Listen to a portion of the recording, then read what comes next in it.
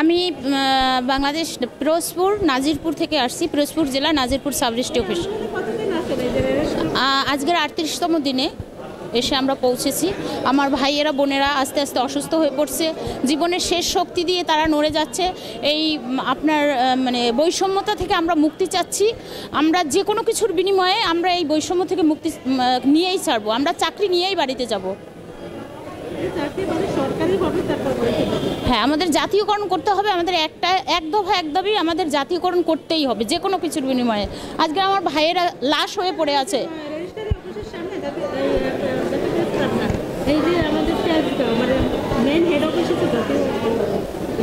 Complex আমরা আজকে 3 দিন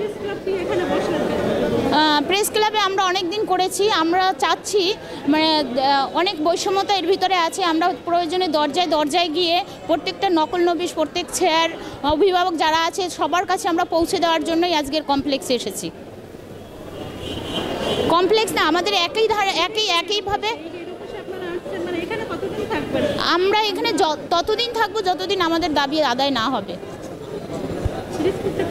আমি পিরোজপুর থেকে এসেছি। 64 জেলা থেকেই মানে একে একে সবাই উপস্থিত আছে। আপনাদের মিডিয়া, আমার নাম কবিতা। আমি পিরোজপুর নাজিরপুর সাব রেজিস্ট্রি থেকে আসছি। পৃথিবীতে ওয়ার্ল্ডে এমন কোনো দেশ নেই যেখানে চাকরি আছে বেতন নেই। আমাদের কলম সরকারি, আমাদের বালাম সরকারি। আমরা জনগণের মানে 1% মানে বাড়ি করতে হলে 1% জায়গার দরকার। সেই জায়গাটাকে আমরা নিরলস নিজেদের মানে জীবন বাজি রেখে আমরা সেটাকে নিবন্ধন করি এবং যত্ন করে আমরা সেটা বালাম কপি করি। তাহলে আমাদের চাকরিটা কেন সরকারি হবে না? কিসের জন্য কেন হবে না? আমরা মাতৃত্বকালীন কোনো ছুটি পাই না।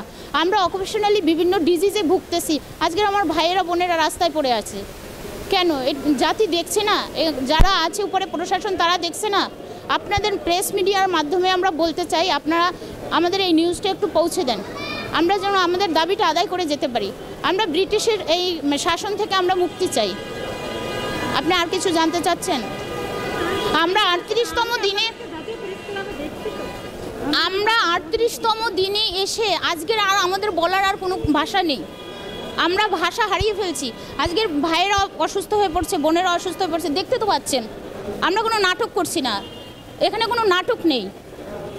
আপনারা আসেন, প্রত্যেকটা অফিসে গিয়ে দেখেন।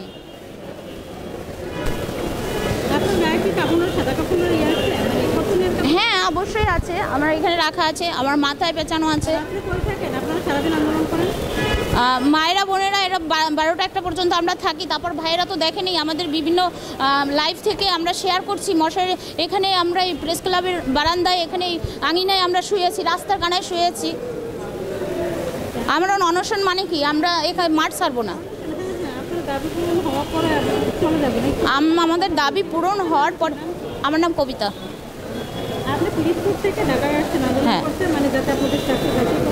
হ্যাঁ, নকল নবিশ।